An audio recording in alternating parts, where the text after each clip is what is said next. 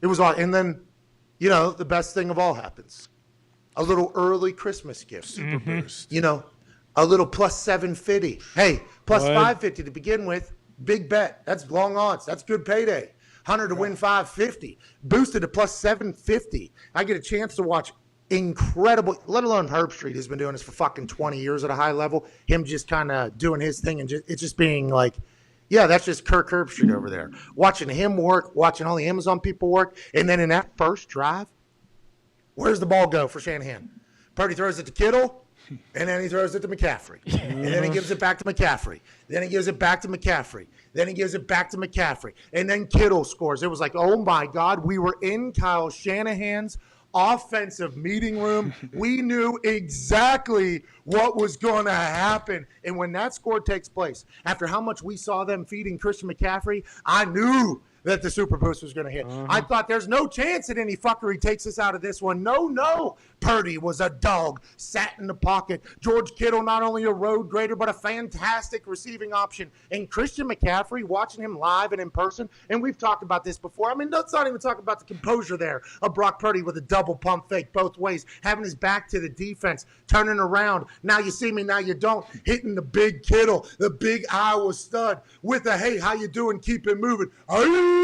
From Brock Purdy. I mean, just watching that team go in the first drive, I felt very good about the Super Boost. Christian McCaffrey, you know how we chatted about him like trying to get hurt seemingly? Sure. You know, like last year and years past where he is exploding into contact and not looking out for himself at all. He still does that, by the way. It is watching it live, it is very much like at the end of the game, when they had to win that thing and run the clock out, this dude was running like Chris Fuamatu Malafala.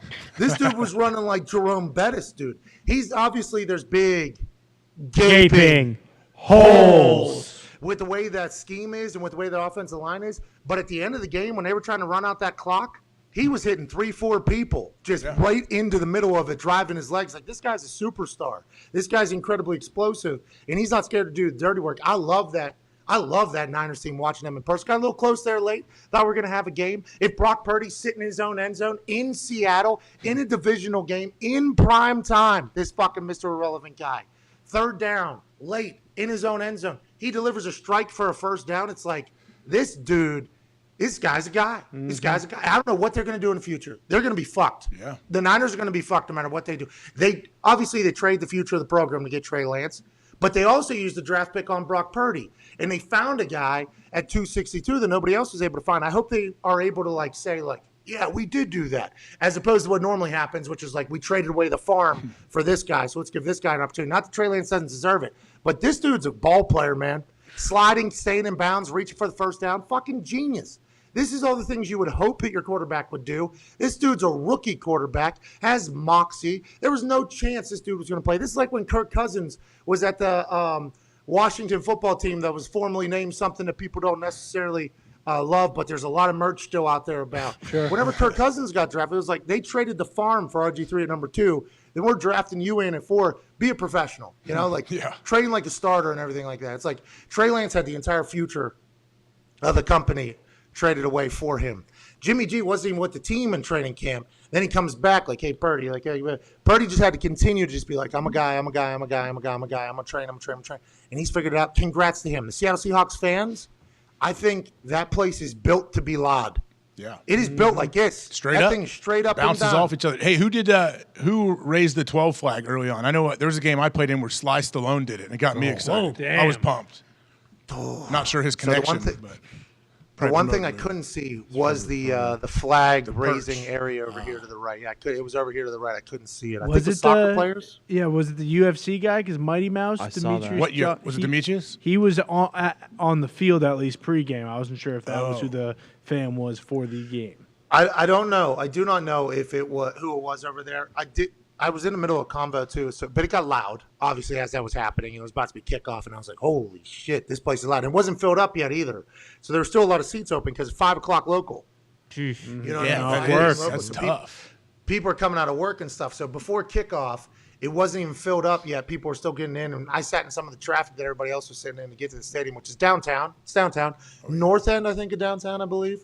Downtown Seattle, I didn't get to see much of it. Drove through it. Seems like a nice Was place. it Puget Sound right there? Yeah. You stop at any of the stores out there? You didn't throw any fish? I didn't get to stop at any of the dispensaries. I guess Sean Kemp has a dispensary out there. It's really good. I did not get to do that. I was quick in and out. Boots on the ground. I was focused. Had a thing. But nonetheless, before it was even filled up, it was loud. And you could tell that it's an echo. Like, you're hearing the same yell probably 4 times. It's coming off that other side. So, like, the volume of sound, I think, in there is just different because it's the same sound kind of put on a choir. You know what I mean? Because it's like just banging off itself, boom, boom, back and forth. Yeah. Fucking loud, though. I will say it's loud. What was it on TV? I had ears in so I could hear Al and Kirk, which was awesome. Like, I got to hear the broadcast. There's like a TV right in front of me, and I'm sitting on the 50. It was last night was spectacular. Like, very thankful. Yeah, that's way better than a field pass. I think so too. And Herb Street inviting me, like, I'm very thankful for him doing that. And then it becoming the boots on the ground mission and paying off is obviously fantastic. But yeah, that was my first time up there, and I could see why people think that's the loudest place though, because you're hearing the yells like 3 times. You know what I mean? It's like boom, boom, boom, boom, boom. Hey, boom, boom, boom. What about that boom, Niners boom, D? boom, boom. Okay, so watching them in person, was it? Remember, you and I talk all the time. We went to the national championship last year, Alabama, Georgia, and we were watching Georgia's defense and Alabama's defense. And all I could talk about was how fast they would close on the ball. Like, oh, man, here we go. This is going to be a 15-yard gain. And they stop them for a 2-yard gain because they have 9 guys swarm and close so much ground. Was it like that watching the Niners last night? So when you're watching the Niners defense on the field, it is hard not to just immediately acknowledge the pure size of fucking Bosa. Hey. He sprawls out too like a fucking predator. That's how he walks too, and his stance is so like long. In the leverage he has in his stance, it looks like he's just coiled, ready to. But yeah, he just looks different. You're right.